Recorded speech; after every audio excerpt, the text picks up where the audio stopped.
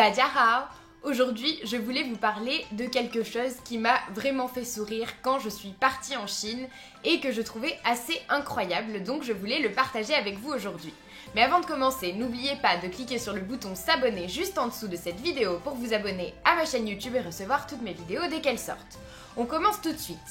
Quand je me suis rendue en Chine, évidemment, je me suis promenée dans les rues et dans les parcs et j'ai tenté de découvrir la ville un peu sous toutes ses formes et évidemment de m'approcher au plus près de la culture chinoise, qui est quand même une culture très différente de la nôtre, mais qui est aussi super intéressante et très enrichissante. Donc j'ai voulu m'en approcher le plus possible et apprendre tout ce que je pouvais apprendre dessus. Un jour, je me promenais dans un parc et j'ai vu énormément de personnes avec des parapluies devant eux qui étaient ouverts et posés sur le sol. Et sur ces parapluies, il y avait donc des fiches en fait. Et quand je me suis approchée, j'ai regardé et ces fiches correspondaient chacune à une personne, donc un homme ou une femme. Et chaque fiche décrivait donc précisément cette personne avec notamment son âge, ses diplômes, s'il avait par exemple déjà acheté un appartement, quel travail il faisait, s'il était en bonne santé, etc. etc. Donc il y avait beaucoup de fiches différentes et à chaque fois des personnes qui étaient un peu responsables de ces fiches et auxquelles on pouvait s'adresser si on était intéressé. Et je n'ai pas tout de suite compris ce qu'était ce petit marché. Mais quand j'en ai parlé avec mes amis chinois, ils m'ont tout simplement dit que c'était un marché de l'amour, donc en quelque sorte. Pour trouver sa personne idéale, on pouvait aller dans ce marché et choisir donc quelqu'un qu'on trouvait assez bien pour nous.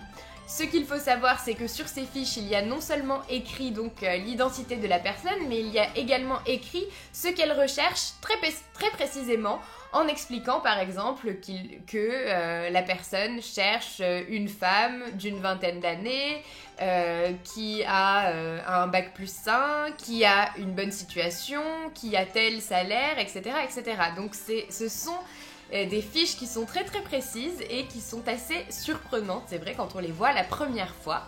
Et en fait, les personnes qui sont là et qui emmènent ces fiches dans le parc, donc, ce sont les parents, tout simplement, de ces personnes qui sont présentées dans le parc. Donc pourquoi ce sont les parents qui vont chercher une femme ou un mari pour leur enfant?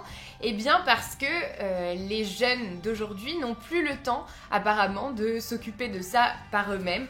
Donc pour les aider, leurs parents vont tout simplement chercher quelqu'un qui leur correspond sur tous les points qu'ils ont décrits sur la fiche et par la suite donc essaieront d'organiser un rendez-vous entre les deux personnes.